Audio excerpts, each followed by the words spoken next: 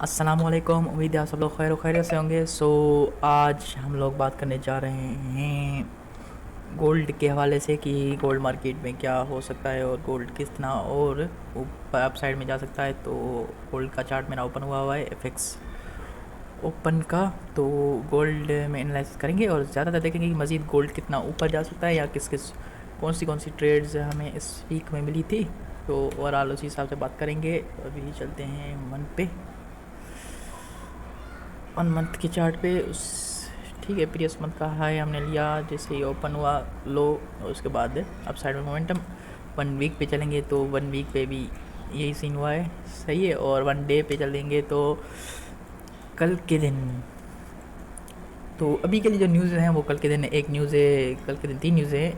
Average hourly earnings, non farm employment change, unemployment rates USD में, जो हमारे लिए गोल्ड में इफ़ेक्ट कर सकते हैं। और इससे ज़्यादा 1 डे के चार्ट पे अगर हम देखें तो ये आज के दिन पे हमारे लिए सिर्फ और सिर्फ ये लिक्विडिटी स्विप थी।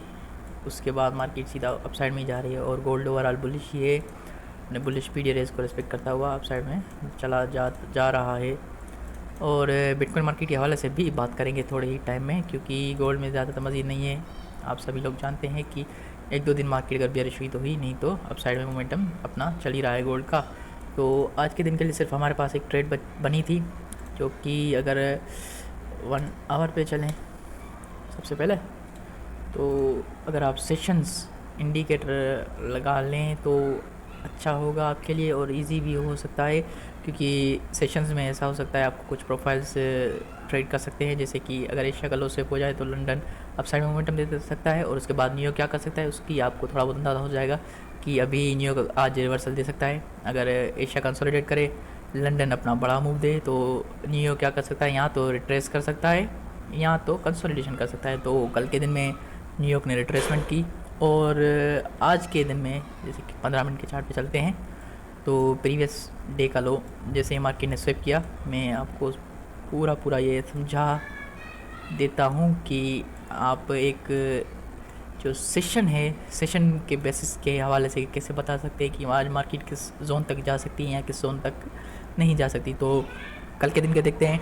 तो कल था हमारा ट्यूसडे, वेंसडे था। तो ट्यूसडे में एशिया की रेंज, लंदन का बड़ा सा मूव और न्यूयॉर्क रिट्रेसमेंट और लंदन क्लोज भी हमारा। तो सेशंस की जो ट्रेडिंग होती है वो काफ़ी इजी हो जाती है और हमारे ट्रेडिंग भी आसान कर देती है। जैसे कि ये वाला हमारा कल का पीडीएल, प्रीवियस डे लो, मार्केट ने एशिया में ही उड़ा दिया। जैसे कि मतलब एक प्रीवियस डे लो की लिक्विडिटी लेना गोल्ड में एक अच्छी इंडिकेशन होती है, मतलब कि अपोजिट साइड मूव करने का। और 15 मिनट के टाइम फ्रेम के आपको अपने पीओएस क्लियर नज़र आ सकते हैं, अपने पीडीआरएस आपको एकदम ही क्लियर। जैसे कि अगर मुझे अंदाज़ा है कि यहाँ पे एक फेयर वैल्यू गैप है मेरे पास, तो इससे क्या हो सकता है, मार्केट थोड़ा बहुत रिट्रेस कर सकती है, तो मैं इसको मार्क कर लूँगा, यहाँ से रिट्रेस आ सकती है मेरे लिए। और अगर नहीं तो ये वाला जो फेयर वैल्यू गैप बना हुआ है मार्केट ने, इसकी लिक्विडिटी पहले से ले ली है, ठीक है। लेकिन ये क्या कर सकता है, छोटा सा मोमेंटम मेरे लिए दे सकता है। यहाँ आप ऐसा कर सकते हैं, इनएफिशिएंसीज़ को टारगेट कर सकते हैं कि मार्केट इनसे गिरी है तो इनके अंदर दरमियान में लिक्विडिटी अभी बन चुकी होगी, तो यहाँ से मार्केट क्या कर सकती है, मार्केट इनको पिक करने जा सकती है। आप इनको एज अ टारगेट भी ले सकते हैं और आप इनको एज अ की लेवल्स भी ले सकते हैं। तो यही है सेशंस के बेसिस से अगर आप ट्रेड करें या IRL to ERL model trade करें तो आसानी हो जाती है काफ़ी ज़्यादा। तो सभी के लिए मैं आपको बस एक ही ये जो आज की ट्रेड बनी थी वही समझाऊंगा और बताऊंगा अभी। और BTC में भी आज ट्रेड बनी थी, तो वो बिटकॉइन वाली मैंने ली थी, लेकिन गोल्ड वाली नहीं ले सका। तो सबसे पहले इसको डिफाइन करते हैं, ठीक है। मार्केट क्या कर रही थी, मार्केट अपसाइड में गई, लंदन में हाई लगा, न्यूयॉर्क ने रिट्रेस दी, ठीक है, लंदन क्लोज भी इधर ही ऑफ हो गया। उसके बाद 14, अगर मैं आपको बताऊं कि क्या हो सकता है, 14 to 20 का जो आवर होता है 20 तक, सही है, इसके दरमियान में जो हाई और लो बने, ठीक है, 14 और 20 के दरमियान तक, ये 20 यहाँ तक आ रहा है, लेकिन इसमें हाई या लो जो भी बने उसको आप प्रोजेक्ट कर सकते हैं। जैसे कि ये मैं अभी आपको करके दिखा रहा हूँ, ठीक है। इसको आप डेविएशंस में डिवाइड कर लें, 1 2 2.5 मार्केट किस जोन तक ट्रेड हो सकती है। अगर हमारे यहाँ इसके दरमियान में आपको कुछ प्रोफाइल्स भी आईसीटी के हवाले से डेली प्रोफाइल्स आपको मालूम होंगी अगर आपने आईसीटी की मेंटरशिप्स देखी हैं तो सीबीडीआर ये हमारे यहाँ as CBDR central banks dealers range के हवाले से काम करती है और ये काफ़ी ज़्यादा इन्फॉर्मेटिव और काफ़ी ज़्यादा काम की चीज़ है। और हमारा सबसे पहले आज की ट्रेड देखते हैं। प्रीवियस डे लो हमारा गया, लंदन लो की लिक्विडिटी गई, ठीक है। उसके बाद 15 मिनट में क्या हुआ, ये अगर हम आप देखें यहाँ पे ये हाई ये लो, सही है। यहाँ आप ऐसा करें, ये हाई ये लो, मैं अभी इनको मार्क करता चलूँगा, सही है। तो जिससे कि इजी हो जाए, ये लो, ये आपका एक हाई लो, उसके बाद अगेन एक छोटा सा हायर लो, उसके बाद ये दोबारा से एक लो, अगेन आपका ये वाला एक हाई तो नहीं कह सकते इसको, लेकिन आपका ये वाला लो लगा। उसकी लो की लिक्विडिटी किस लो ने ली, इस लो ने ले ली, ठीक है। और इससे पहले इसकी लिक्विडिटी किसने ली, इस वाली कैंडल ने ले ली। तो आपको थोड़ी बहुत कैंडल्स जो देखनी होती हैं वो थोड़ी बहुत अपने लोज़ या जो आप कह लें ना स्विंग आप जो कह लें, तो उनको थोड़ा सा गौर से देखना होता है, क्योंकि इन्हीं में हमारा जो स्ट्रक्चर आईसीटी का स्ट्रक्चर है वो रखा हुआ है। और ये 15 मिनट की एक कैंडल है, तो समझ सकते हैं कि इसका मतलब कि 1 मिनट में इसकी 15 कैंडलें हो जाएंगी, तो उसी हवाले से। तो जैसा कि यहाँ पे एक हाई ये लो, फिर से एक हाई लगा, इसकी लो की लिक्विडिटी ली मार्केट ने और इस साइड में अप साइड मूवमेंट हो गई, लेकिन इस कैंडल का इसने लिक्विडिटी ले ली। तो आप अगर यहाँ पे अपना मार्केट स्ट्रक्चर शिफ्ट मार्क करें तो भी सही है। यहाँ जो इजी जो मार्केट स्ट्रक्चर हमारे यहाँ बना, तो इस कैंडल की जो इस वीक की जो लिक्विडिटी थी यहाँ पे मेरे पास, हाँ, तो ये थोड़ा सा डीप है, लेकिन इस कैंडल की जो विक है इसकी हाई की लिक्विडिटी इस कैंडल ने ले ली और इसके लो की लिक्विडिटी जो ली वो इस वाइट कलर की कैंडल ने ले ली हमारे यहाँ। तो हमारे यहाँ एक ये हाई भी बन गया, ये लो भी बन गया, उसके बाद एक हाई और लो भी बन गया हमारे यहाँ। उसके बाद जैसे ये मार्केट ने इसके अपसाइड में क्लोजिंग दी, ये आपका आईसीटी मार्केट स्ट्रक्चर शिफ्ट हो गया। 3 बार स्विंग की हमें ज़रूरत नहीं पड़ती अगर आप आईसीटी की बातों को गौर से सुने, ठीक है। तो डबल दो थ्योरीज हैं, ये थोड़ी बहुत जो है थोड़ी सी ज़्यादा ही समझ में नहीं आती किन किन लोगों को, क्योंकि जो हमारे यहाँ विक्स हैं वो भी यहाँ जो स्विंग्स हमारे यहाँ बनती हैं तो उनका काफ़ी ज़्यादा काम होता है हमारी ट्रेडिंग में। तो अभी इस विक के ऊपर आपका एमएसएस हो गया, यहाँ चेन स्टेबिलिटी इसके ऊपर क्लोजिंग के बाद हो गई, आपका यहाँ पे स्ट्रक्चर शिफ्ट हो गया, मार्केट में एक फेयर वैल्यू गैप भी बना। तो ठीक है, इसको आप वैसे ना देखें, इसको आप ऐसे देखें कि मार्केट ने क्या किया, एमएसएस कहाँ पे दिया है, सेशंस को भी छोड़ दें, मार्केट ने एमएसएस कहाँ दिया है, प्रीवियस डे के लो के क्लोजिंग के बाद, मतलब कि लो की लिक्विडिटी मार्केट ने ली। उसके बाद एक स्विंग जो थी वो ब्रेक हुई, उसके बाद क्या बना, फेयर वैल्यू गैप बना। तो आईसीटी की 2022 मेंटरशिप के हवाले से क्या हो गया, एक ऐसा लो जो मार्केट ले जो कि एक अच्छी खासी लिक्विडिटी पूल हो वो ले, उसके बाद डिस्प्लेसमेंट हमें मिले, उसके बाद डिस्प्लेसमेंट मिले हमें और मार्केट उसमें दोबारा ट्रेड करे और उससे आगे चली जाए। तो उससे हम आईसीटी के हवाले से मार्केट स्ट्रक्चर शिफ्ट कह सकते हैं, क्योंकि डिस्प्लेसमेंट आ गई, मार्केट स्ट्रक्चर शिफ्ट हमें मिल गया, फेयर वैल्यू गैप बन गया, आपका ये फेयर वैल्यू गैप आपने रिफाइन कर दिया। और आप लंदन में अगर एंट्री का वेट करें तो ये 245 और ये 330 के ऊपर आपको क्या मिल सकता है, 330 के ऊपर या 330 के दरमियान वो एंट्री जो कि आप न्यूयॉर्क तक होल्ड कर सकते हैं, सही है। तो अगर आप इस बात को समझ गए तो आपकी ट्रेडिंग में मतलब आपको एक अच्छा सा मॉडल मिल गया डेली प्रोफाइल्स के हवाले से। तो अभी अगर हम देखें तो मैंने जो प्रोजेक्शन निकाली थी 2.5, सही है, मार्केट तकरीबन इस जोन से गिर रही है, लेकिन हमारे लिए क्या टारगेट बन सकता था। अपने कल के दिन में मार्केट ने क्या किया, मार्केट ने लंदन की लिक्विडिटी ली, उसके बाद आज एशिया ने क्या किया, एशिया ने लंदन की लिक्विडिटी ली, उसके बाद लंदन सेशन में छोटा सा मूव आया और उसके बाद न्यूयॉर्क में क्या हुआ, न्यूयॉर्क ने जाके अपने प्रीवियस डे की लिक्विडिटी जो थी वो भी ले ली। तो आपका ये ERL टू ERL मॉडल भी यहाँ पे बनता है।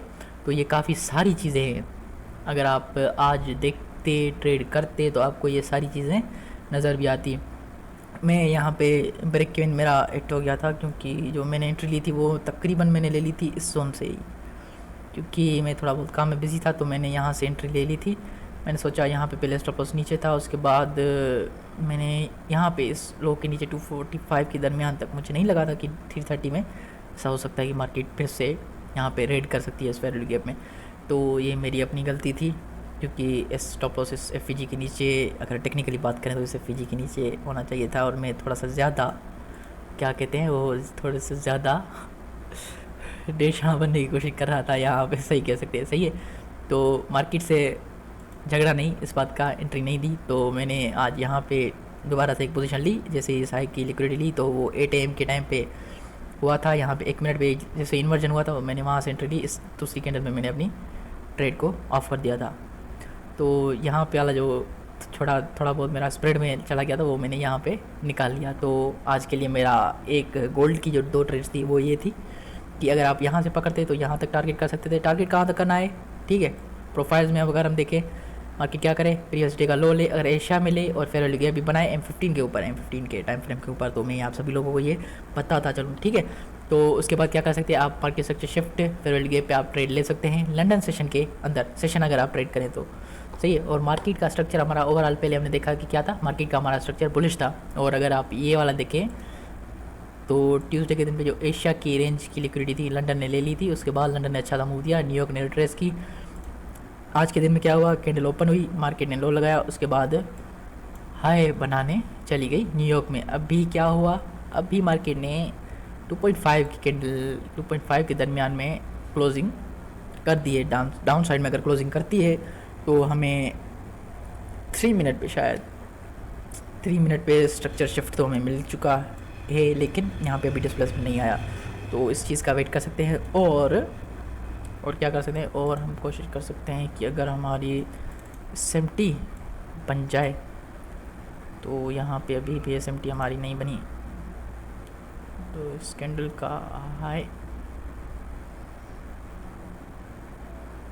हाँ SMT हमारी बन गई है। 1 मिनट पे हमें एक अच्छी सी ट्रेड अगर मिले तो मिल जाएगी, तो उसको भी मैं आपको बता देता हूँ, ठीक है। तो हमें एक ट्रेड यहाँ पे भी अभी के लिए मिल चुकी है, जैसा कि मुझे लग रहा है। यहाँ तो ये वाला हमारा एक स्ट्रक्चर शिफ्ट भी हो गया, फेयर वैल्यू गैप यहाँ पे भी नहीं बना, अभी FG एक बन जाए यहाँ पे, यहाँ तो इस ब्रेकर से ट्रेड बनेगी, इस ब्रेकर से ट्रेड बन जाएगी हमारे लिए।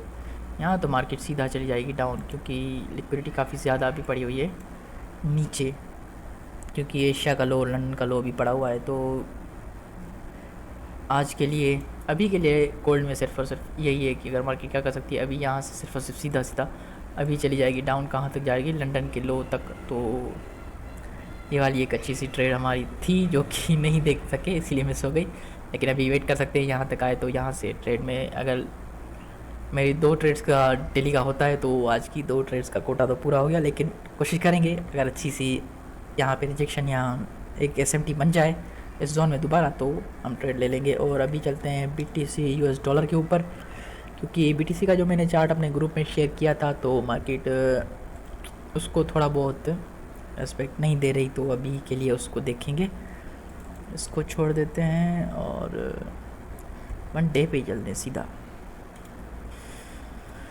तो यहाँ पे बिटकॉइन में हमने जो हमारे लिए मार्किंग की थी कि मार्केट क्या कर सकती है, मार्केट शायद मैंने ये वाला जोन मार्क करके बेचा था, तो यहाँ से मार्केट रिजेक्ट हो सकती है, लेकिन यहाँ पे एक सीन हो गया, यहाँ पे एक इन्वर्जन बन गया था डे के ऊपर, तो डे के ऊपर इन्वर्जन बन गया 4 आवर पे, और एक यहाँ पे हमारी स्विंग आए भी ब्रेक हो गया। तो हमारे यहाँ भी एक स्ट्रक्चरल शिफ्ट जो कि होना था वो हो चुका है, लेकिन ये देखिए इस फेयर वैल्यू गैप से शायद मैंने कहा था कि मार्केट डाउन आ सकती है, और एक अच्छी सी रिजेक्शन भी मिली थी, तो यहाँ पे मैं दोबारा से ब्रेक इवन मेरा हिट हो गया था, क्योंकि मैं ये वाला लोज टारगेट कर रहा था इस चीज़ को छोड़ के, क्योंकि कभी कभी हो जाता है। और ये प्रीमियम की विक मैंने एक मार्क कर रखी है, इसके 50% के नीचे अगर बॉडी क्लोजिंग आ जाती है तो कल का डे मेरा पूरा शॉर्ट में हो सकता है। तो ये वाली जो बातें हैं या ये वाली जो चीज़ें हैं हम देख सकते हैं। और आज के दिन में हमारे लिए क्या हुआ, एक छोटी छोटी बातें मैं आप सभी लोगों को बता दूँ।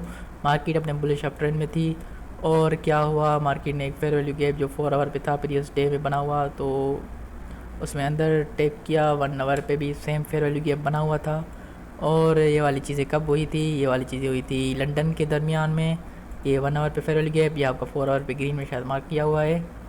तो ठीक है, चलिए 15 मिनट पे चलते हैं। तो जल्दी जल्दी करते हैं रिकैप, जैसे कि आप भी बोर ना हो, क्योंकि मैं ज़्यादा बहुत आपको समझा चुका हूँ उस ट्रेडिंग व्यू के चार्ट के ऊपर। तो हमारा 1 आवर पे फेयर वैल्यू गैप था। 4 आवर पे मैंने आपको दिखा दिया कि वो चार्ट या वो कैसा लग रहा था। तो 1 आवर पे हमारा एक फेयर वैल्यू गैप। अभी 15 मिनट चलते हैं। तो ज़्यादातर आप अगर स्ट्रक्चर मैपिंग अपनी कर रहे हैं तो 1 आवर 4 आवर बेस्ट है। अगर 15 मिनट पे आप अपने सेशंस के हिसाब से प्ले कर रहे हैं तो वो भी आपकी अपनी मर्ज़ी होगी। और अगर मैं नहीं निकलता तो अभी अच्छा खासा प्रॉफिट चल रहा होता, लेकिन खैर निकल आए, कोई मसला नहीं है, फिर से कल देखेंगे इंशाल्लाह। तो ये वाला हमारा एशिया सेशन हो चुका था कंप्लीट।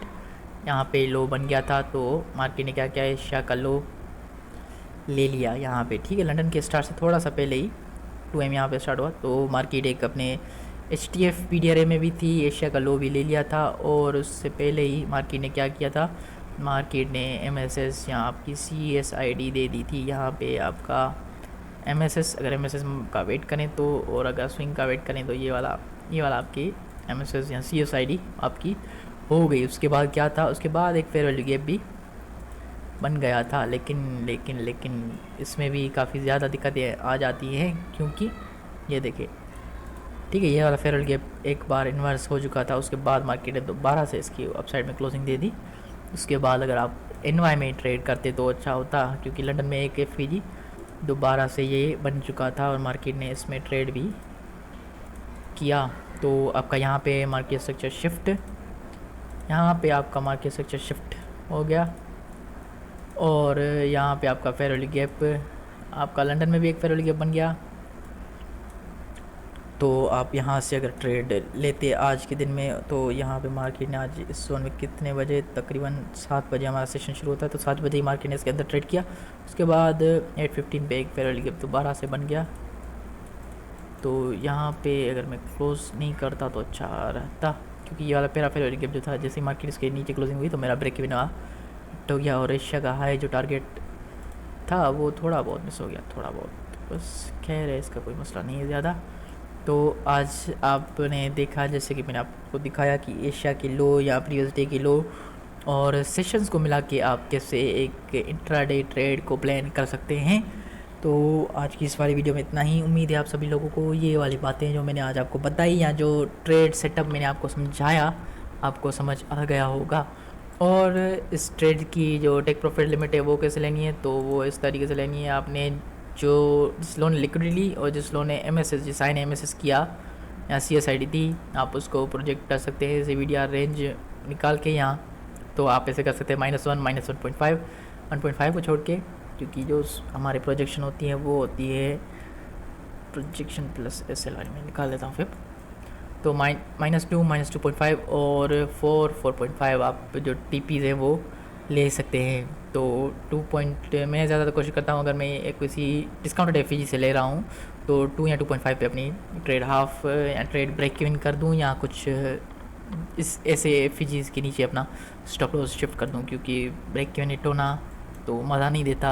एक ही दिन में 2 बार ब्रेक इवन उठ जाए तो सुकून नहीं आता। तो कोशिश करता है बंदा कि एक में प्रॉफिट नहीं बन पाया तो दूसरी ट्रेड में प्रॉफिट बन जाए हमारा। तो उम्मीद है आप सभी लोगों को ये बात या ये वीडियो समझ आई होगी। तो आई होप आपकी ट्रेडिंग जर्नी अच्छी हो।